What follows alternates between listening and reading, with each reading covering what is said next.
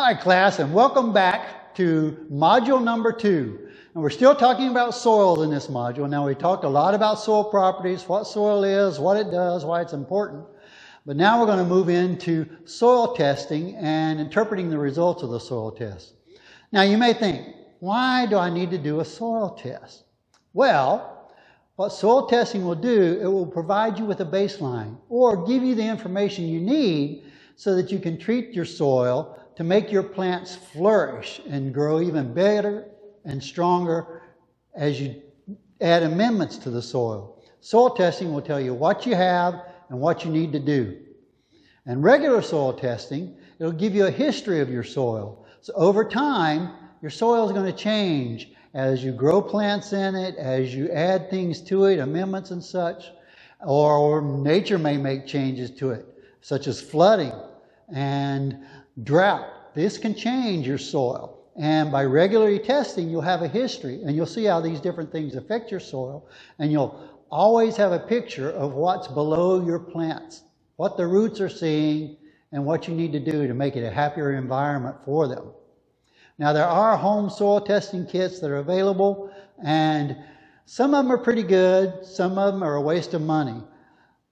The best thing I can say about home soil testing is they will give you a ballpark picture of what your soil is like. But if you really want an accurate picture, then you want to use a professional lab. They do this for a living. They do it every day. They are very consistent, and the results you get back will be consistent and accurate. And with professional labs, usually you're going to tell them not only where you took the soil, but you're going to tell them what you're wanting to grow. And by doing that, they can make recommendations back to you on what you need to do now to the soil based on the analysis and the results they got. They'll tell you what you need to do to make your plants grow best. And soil testing eliminates guessing. One of the adages that the AgCenter uses is, don't guess, soil test. If you do a test, then you aren't guessing at what the conditions are of your soil. You will know. LSU has a soil and plant analysis lab right on campus that we use in our state. But each state and land-grant university should have a lab that provides similar services. Let's take a virtual tour of the LSU Soil Lab. Welcome to St. Pal Soil Testing Plant Analysis Lab. We do soil, plant, and water. The main samples we get are soil. As you can see, here's a sample. And when they come in, the first thing we do is verify the IDs. You see you got right side and you got left side, like that. Then we verify the check with the money. So each sample was $10. So you had 10, 10, and then they ran 2 tests, boron, which is DTPA. So after the samples are done, piped in, labels are put on the box. We will take a box and we will come in here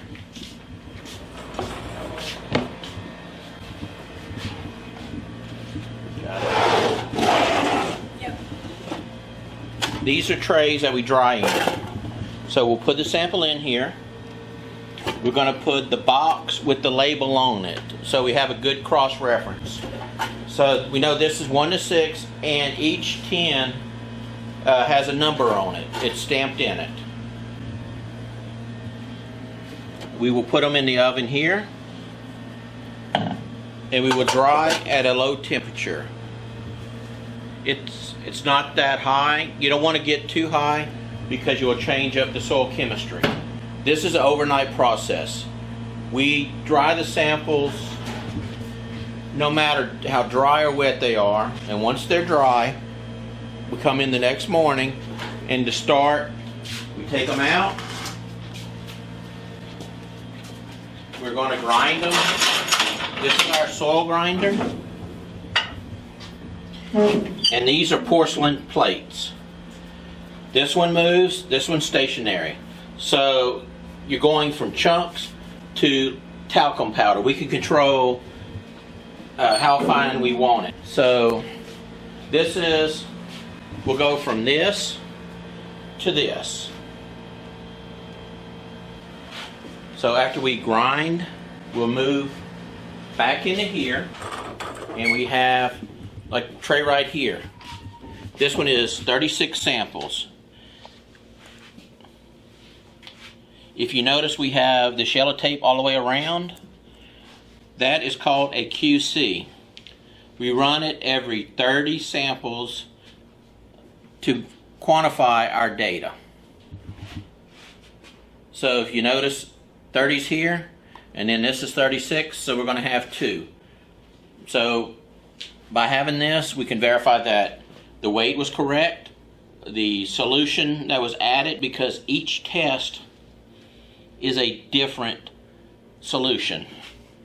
So the first thing we will do after this, we'll scoop it with a 10-gram scoop, and we will put them in Dixie cups like this. This is how we do pH. We have to wait 2 hours, so that's why this is the first test we do. So we let it sit 2 hours, and we move into the room to check pH. That's the tray. We do 40 per tray. This is the glassware I was telling y'all that we use for routine. These are plastic because the malic is such a strong acid, it will pull silica and boron. And some tests, people look at that information. We will add the solution to it, which is the malic extraction right here. It's a universal extraction, so it's a multi-element. We can do about between 6 to 10 elements with this. It's a very fast extraction. It is 5 minutes shaking, and then we pour up. So we come in here. These are what we call special tests in this room. But this is what we filter every sample. We have to filter because the machines we have can clog with the smallest amount of soil. And as you can see, you got different colors. So in here, you can see there's a shaking right there.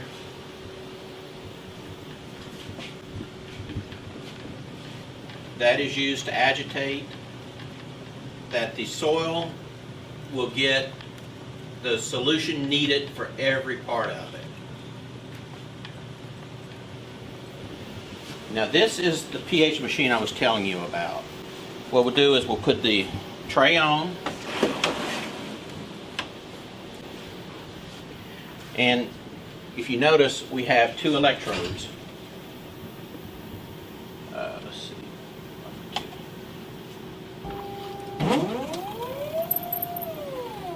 By having the QCs in different places, we can find out if one of the electrodes is having a problem also. So we run the pHs after 2 hours of sitting. We will stir it. We will record the information. We will run it through our database. In the database, it will look at the pH, and it's going to look at the crops that are wanted to grow. So we can determine if you need to do sulfur requirement to lower the pH, lime requirement to raise the pH, or don't do anything to it. In here is where, our samples are ran. This is where you get your elemental analysis. For routine, you'll see your calcium, potassium, magnesium, sodium. It is run on a machine, the ICP. You can run multi-elements with it. We run several wavelengths. By having more than one wavelength, we can verify that the data is correct. The last part of the testing is texture.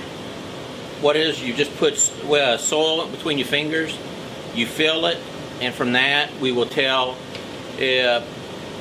what classification it is. Then that's done, we will print the data. That's what goes to the county agents, that's what goes to the clients. Thank you for coming to the soil testing lab. This is the link to the LSU Soil Testing Lab.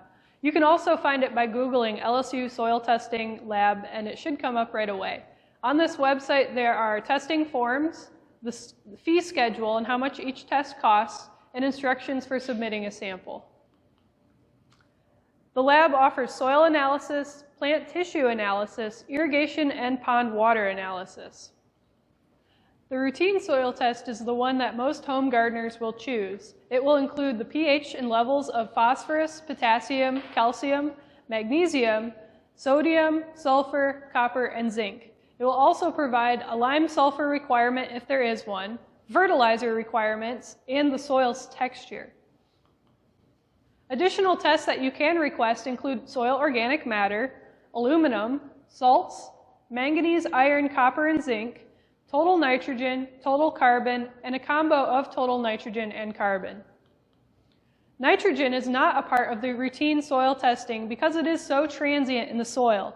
It tends to leach out and gas off very easily, so the nitrogen level in your soil will be ever changing. The plant analysis part of the lab includes services that can test for the agricultural metals, and that includes all of these listed here. And you can do an optional total nitrogen test. The ag metals plus carbon and nitrogen test, or the environmental metals. The environmental metals plus nitrogen, environmental metals plus carbon and nitrogen, total carbon and nitrogen. They also offer water testing. This can be either routine water samples or pond water analysis, and results are distributed 7 to 10 business days after receipt of the sample. These tests include the pH, conductivity, and many other parameters that you might be interested in. Okay, so far what we've been discussing is soil that is in the ground, that is the native, basically, soil that we walk on every day. What we want to discuss now is the difference between that and raised bed soil or soil mix that you would use in a container garden.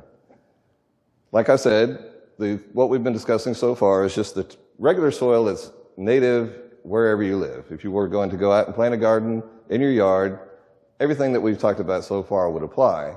But as soon as you start getting into container gardening, you need a much different mix because the plants are going to behave differently in these containers, and you need to change the way they work with the plant.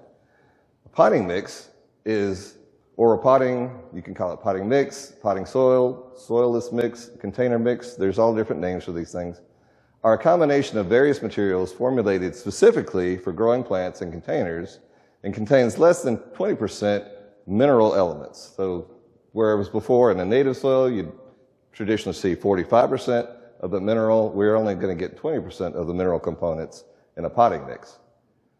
Mixes are composed of lightweight, natural, and processed material such as peat moss, perlite, vermiculite, sand, bark, coconut fiber, compost, and other similar items. Commonly tested parameters include pH, nitrate, and soluble phosphorus, potassium, calcium, and magnesium. You need to indicate that you are testing a potting mix when you are submitting your soil sample form so that they know which tests to perform. And next, we're going to go into the field and learn how to take a soil sample and get it ready for submission to the lab. So now we're out in the field and we're going to do a quick demonstration on how to properly take a soil sample that you're going to send in for testing. Now we've chosen this bed to take the sample from. As you can see, we're kind of in between seasons right now. There's a lot of stuff not growing in this bed, which is a good time to take your soil sample. The old crop's going out, the new crop's coming in, so you want to be planning for that new crop. And from this bed here will be one of our sample sites. As you can see, if you look around, there are a lot of other garden areas here. Ideally, you would want to take a sample from each area as a soil sample that you send in for analysis. If it's a fairly new garden, you can take multiple samples from each of these beds and combine them.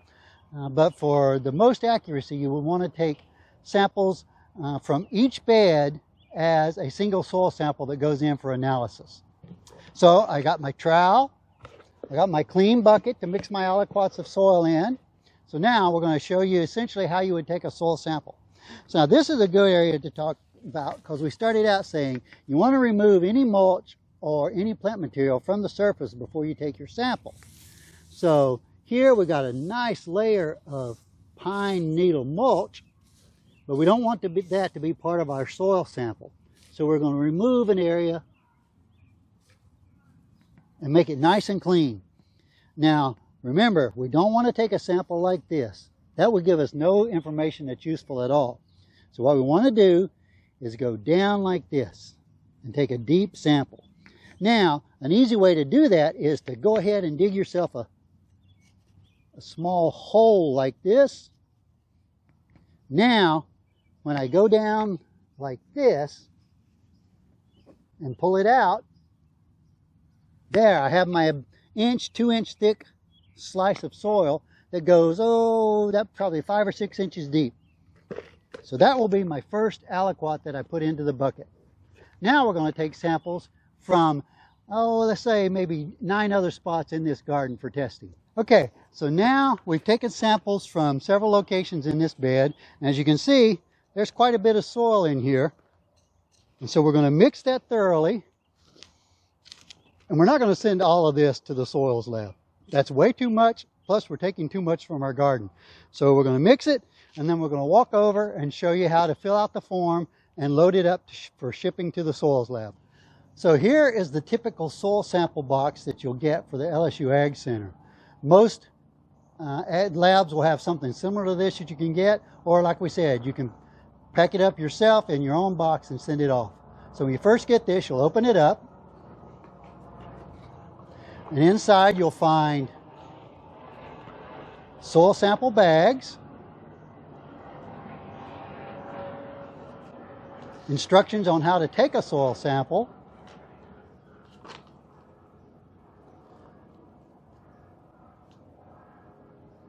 and the blank form that you fill out and include with your sample when you send it off to the lab.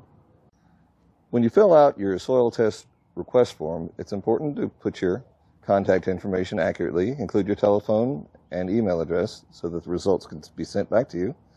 It is also important to include your parish where you reside so that the results will be sent to the proper Ag Center agent so that you guys can talk about it later.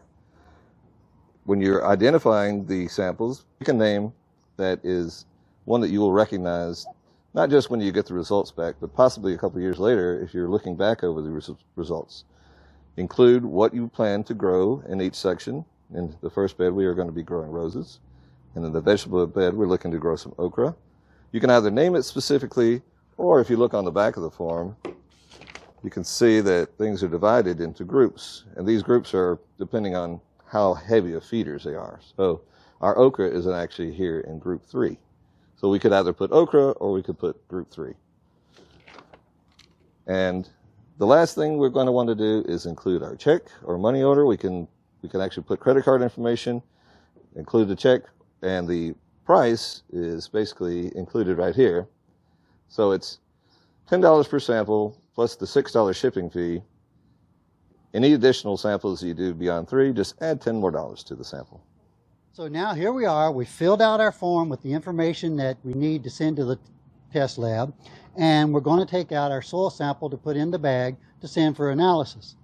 Now, remember I told you, any large pieces of material like this gravel that's in there, get rid of that. Make sure there's nothing else in there that's going to mess up the sample.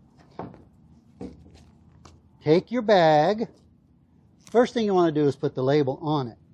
And this one, this is flower bed 1.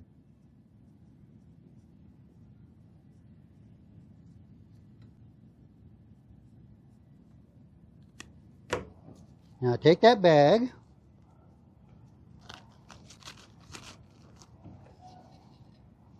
and then put in some of my mixed soil for sampling.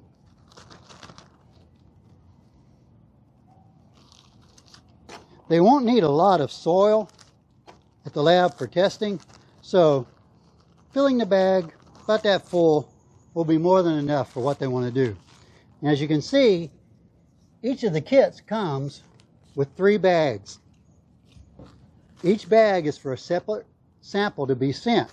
So in this case, for us, we would have only 2 samples, the flower bed number 1 and veggie bed number 1. If you have a 3rd sample, you go ahead and put that in. And the nice thing about these prepaid mailers is if you have other soil samples that you want to send in, just grab your own bag and include that. If you can get it into the box, you can mail it all as one mailing. So we have our filled out form. Put that in. Put in our soil samples.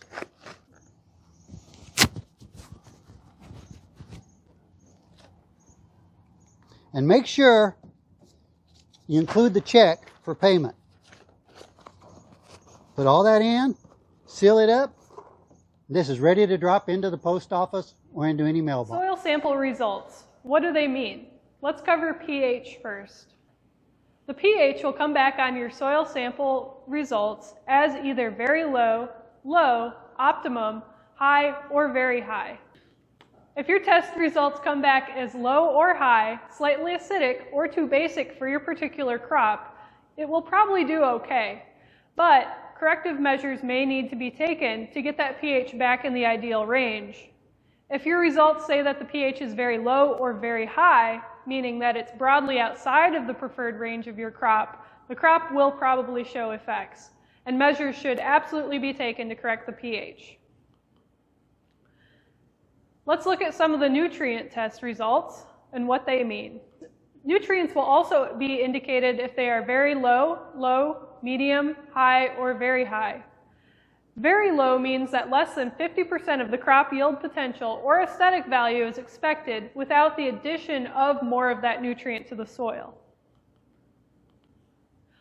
Low means that somewhere between 50 to 75% of the crop yield potential or aesthetic value is expected without an addition of that nutrient to the soil system. Medium indicates that maybe 75 to perhaps 95% of the crop yield or aesthetic value is expected without any addition of that nutrient. High indicates that a yield increase to the added nutrient or an increase in aesthetic value is not expected. The soil can supply the entire crop nutrient requirement for both the vegetative and reproductive stages of development. There is no need to fertilize with that nutrient. Very high indicates that a yield increase or increase in aesthetic value from adding the nutrient is definitely not expected. The soil can supply much more than the entire crop requirement and still contain a large reserve of that nutrient for the next crop. There is no need to fertilize with that nutrient at all. Results, what do they mean for sodium? Salts in the soil can cause a lot of problems. Sodium isn't an essential plant nutrient, so why is it assessed? Sodium levels in your soil is an indicator of the levels of all salts in the soil. Sodium interferes with the ability for the plant to take up water due to osmotic potential. Extremely high sodium levels can lead to drought symptoms. Salts can come from water tables, seawater intrusion, irrigation water, fertilizers, or soil amendments. Sodium toxicity appears as a necrosis or a scorching of the leaf tips and margins, and it can appear like the plant is drying out or not getting enough water. Sodium actively competes with potassium, calcium, magnesium, ammonium for uptake by the plant. Sodium competes with potassium, calcium, magnesium, and ammonium for uptake by the plant. If sodium levels are high and the other nutrient levels are medium or low, the plant may suffer from nutrient deficiency due to the lack of the ability to take in those nutrients. Plants vary in their sensitivity to high sodium levels, and some plants have actually evolved to cope with high sodium levels. Saline soils contain enough soluble salts to injure plants. They're usually characterized by white or light brown crusts on the soil surface. Saline sodic soils are very much like a saline soil, except that they have a significantly higher concentration of sodium salts relative to calcium and magnesium salts. Sodic salts are low in soluble salts but relatively high in exchangeable sodium. Sodic soils are unsuitable for most plants because of their high sodium concentration, which may cause plant rooting problems, and because of their high pH, which is generally in the range of 8.5 to a 12. I've got my results, so what do? If you need to adjust the soil pH, if it's too high, you would add sulfur. If it's too low, you add lime. If nutrients are too low, add some form of chemical fertilizer or add organic matter and organic fertilizer. If nutrients are high or very high on your soil test results, rejoice. You don't need to do anything. If the sodium level is excessively high, as in a saline sodic or sodic soil, improving the drainage to help with leaching will help rainwater or irrigation water naturally flush some of that out. Add mulch to reduce surface evaporation. You can also add gypsum, and you can leach the soil by flushing it.